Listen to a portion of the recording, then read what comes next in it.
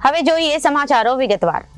સાંધિયેર ગામે ખેડૂતોના ખેતરમાંથી બોરિંગ ઉપરથી ઇલેક્ટ્રિક મોટરો તથા ખાતરની ગુણો, લોખંડની એંગલ વગેરે અન્ય સામાનની ચોરી થતા ઓલપાડ પીઆઈને આવેદનપત્ર પાઠવવામાં આવ્યું।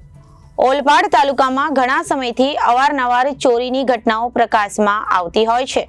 હવે તસ્કરો ઓલપાડ તાલુકાના ખેતરાળી સીમમાંથી અવારનવાર ઇલેક્ટ્રોનિક મોટરની ચોરીની ઘટનાઓ બની રહી છે। ઓલપાડ તાલુકામાં ઘણા સમયથી અવારનવાર ચોરીની ઘટનાઓ પ્રકાશમાં આવતી હોય છે। હવે તસ્કરો ઓલપાડ તાલુકાના ખેતરાળી સીમમાંથી અવારનવાર ઇલેક્ટ્રોનિક મોટરની ચોરીની ઘટનાઓ બની રહી છે।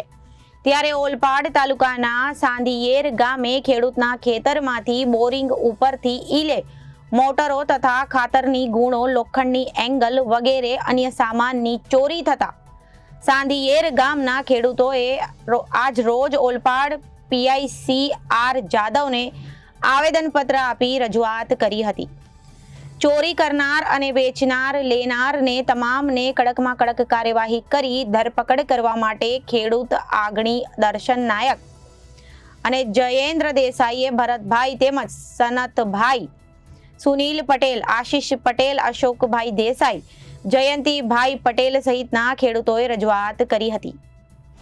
આવેદનપત્રમાં જણાવ્યા મુજબ સાંધિયેર ગામના ખેડૂત ખાતેદારોનું જણાવવાનું કે हमारा गामे हमारा खेतर ઉપર બોરિંગમાં પાણી માટે સિંચાઈની વ્યવસ્થા માટે ઇલેક્ટ્રિક મોટરો ફિટ કરી છે। છેલ્લા કેટલાક સમયથી મોટી સંખ્યામાં ખેતરમાંથી ઇલેક્ટ્રિક મોટરની ચોરી થઈ ગઈ છે, જે માટે કેટલાક ખેડૂતોએ અગાઉ ફરિયાદ પણ કરી હતી।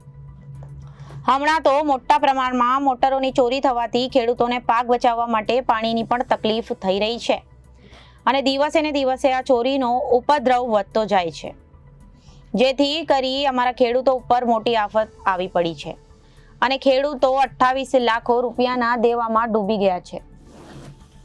ખેડૂતો રાત દિવસ મહેનત કરે અને આવા અસામાજિક તત્વો કાયદા અને વ્યવસ્થાને ગણના કર્યા વગર ચોરી કરે છે, ત્યારે તાત્કાલિક ધોરણે આવા તત્વોને પકડી ખેડૂતોની મોટરો મળે તે માટે ઘટતું કરવામાં આવે અને તમામ ખેડૂત ખાતેદાર જણાવે છે કે ખેડૂત ખાતેદારોની ખેતર ઉપરથી ખાતરની બહુમૂલી ગુણોની પણ ચોરી થઈ ગઈ છે તથા લોખંડની એંગલોની પણ ચોરી થઈ ગઈ છે।